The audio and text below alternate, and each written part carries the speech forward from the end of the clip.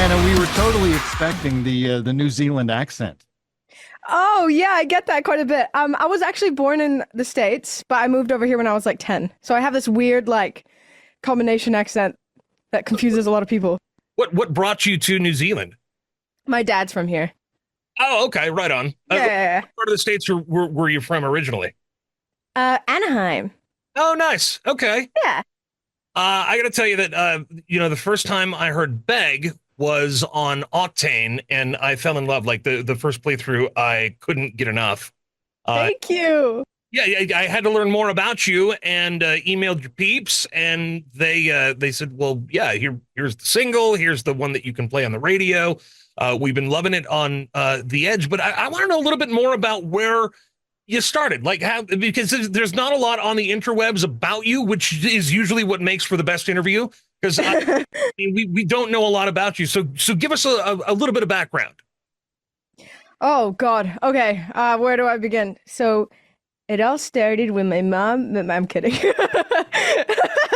No. So I've always obviously like been a big fan of metal, particularly like Sleeping with Sirens, Pierce the Veil, or emo stuff that most high school teenagers tend to find themselves listening to. So big fan of that always. And always knew I wanted to be a musician. My dad was actually a jazz musician, so always had guitars around.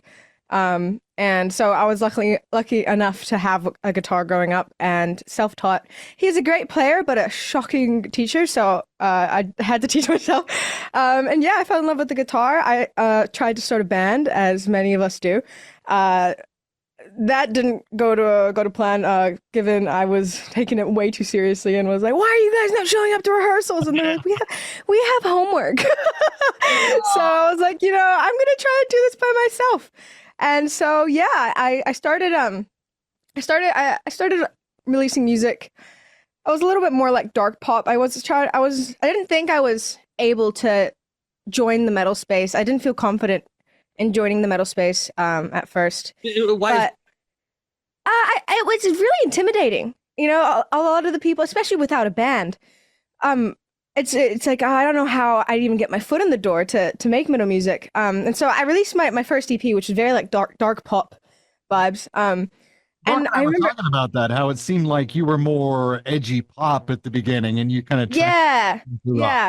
I always wanted to go heavier, but I was just, I think, scared and nervous too. And like, I was like, oh, I'm going to scare my family members if I start screaming in a microphone, But and then I was like, well, they're probably already scared because I've got red hair and tattoos. So why don't I just go full hundies and send it? Yeah, you're almost there already. Exactly.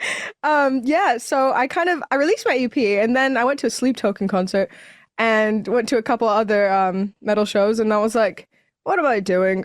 This is what I want to do. This is who I want to be. Like, I'm gonna start releasing heavier music, and my audience really started liking it. They all were incredibly encouraging. I already had an audience. I did a lot of TikToks and social media things as well, and do Twitch streaming and stuff. So I had that audience with direct feedback. And they were really, really keen to see me do heavier stuff. And as I've started doing it, I started feeling way more confident, way more happy, and I couldn't be more stoked at the reaction and how I feel as a musician. I feel so authentic, and I'm so happy that I decided to do it. The woman that we see in the Beg video, she is powerful and confident. Awesome. Yeah, she's pretty cool, eh? I don't know who that is. That's what I was going to ask. How much of that is actually you? Yeah. I think it's I think every artist has, their artist persona, right? But I think mostly I want to bring forward, it's me but exaggerated, Sure. I want to bring forward this angst and like sorry, I shouldn't swear. No, deeper. Cheers.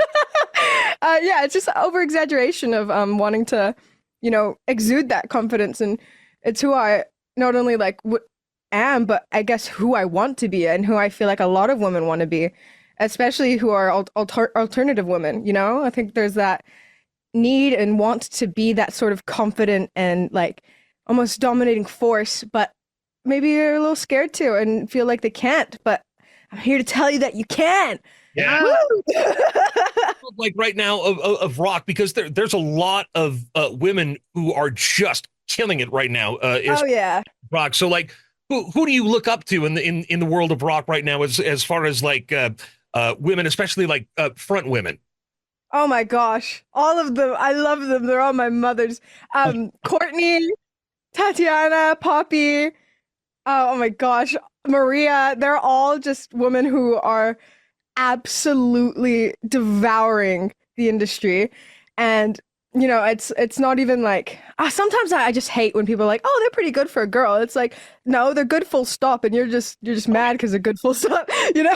So and that's those are the women who are like really just proving that, you don't have to rely on the, like, oh, they're doing good because they're a girl. It's like they're actually just the most talented vocalists and front women and know how to control a crowd and know how to perform, and it's just so inspiring. Well, you bring up Maria Brink, I would imagine, from In This Moment, who is one of the greatest, like, and I don't want to say front women, but like front persons from a band in so long, because it takes her all of like 30 seconds to have that whole crowd eating out of her hand. Oh yeah.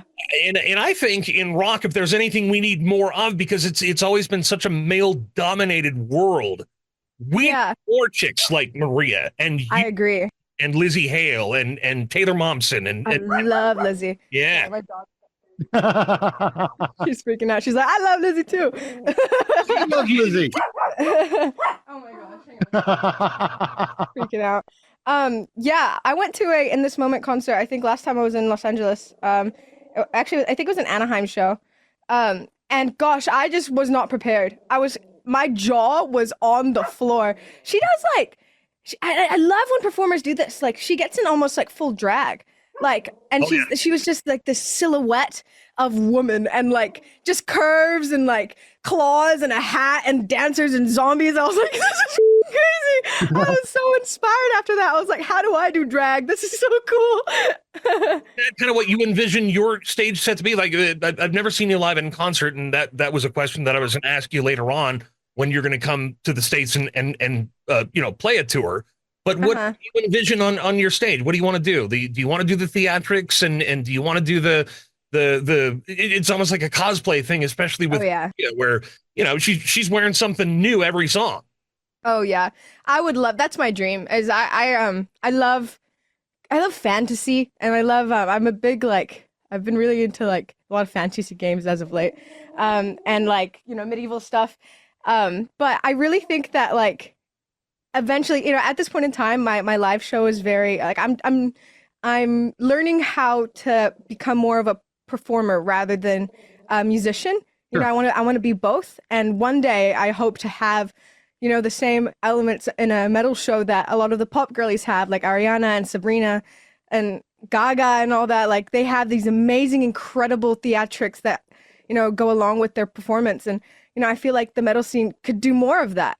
Like especially like people like Ice Nine Kills do that, Motionless in White, like crazy theatrics, and I just love it. I love the theater of it all. I love the drama. So what's happening after Beg? Like obviously Beg is just getting some ground under it. There's a lot of radio stations who are loving it. Obviously you're getting some Sirius XM airplay. What happens after Beg? Well, I am. Thank you for asking. I am working on releasing a new song. I'm pretty sure the release date is going to be the 11th of October. And I'd love to explain it as Beg's gayer, sexier older sister. It's really it's a song that's it's got that same kind of sensual undertone, but it's a lot more for I guess empowering women, especially queer women. And I think that there's representation that might be lacking in the metal industry, and I hope to fill that void. Excellent. We were just talking about how hot that video is. The next one's going to be even more. Oh my gosh, it's going to be great. Me and my good friend Coco, she was the one who did the choreography and the directing. We've been planning. We have a whole Discord server planning this music video for this next song, and I'll name drop it. It's called Serpentine. And we've just been planning it so heavy for the last month, and I'm so excited to go over there and start filming. I'm over in LA in like a week, and it's all full hundies from there. So how often are you going back and forth from New Zealand to LA? It's been like every 2 to 3 months. Eventually going to shift over probably at some point next year. It's pretty easy. I'm a citizen, so it's going to be super easy. But yeah, it's been really exciting. Every time I go over, it's just like a whirlwind. It's cool. Mhm. You get the rock star treatment now. Yeah, you're a freaking rock star or whatever. What did Nickelback say? Something about something. Something about rock stars.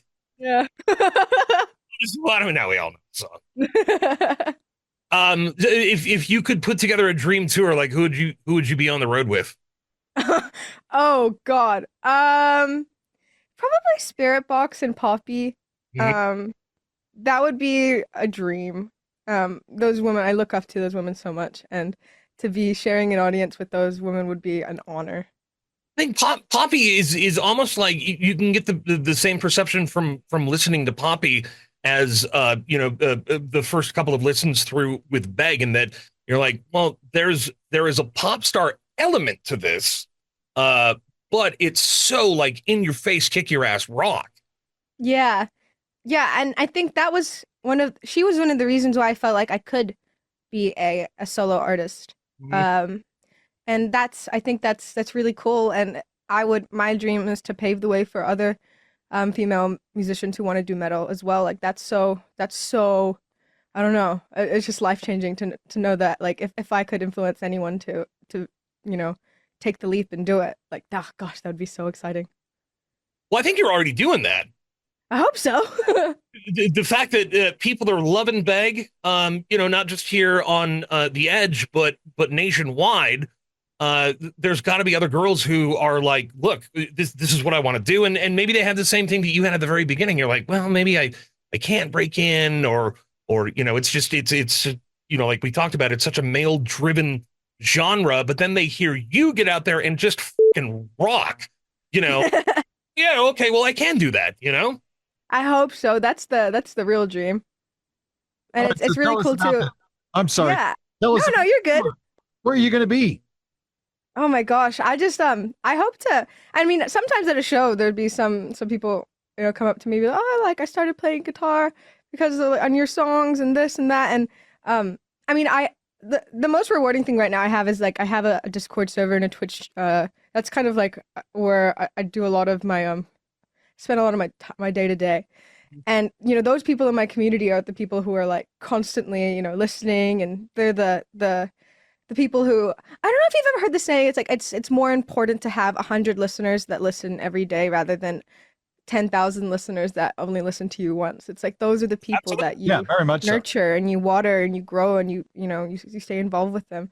And so having this community, in fact, 2 people are actually getting married who met through my Discord. It's crazy.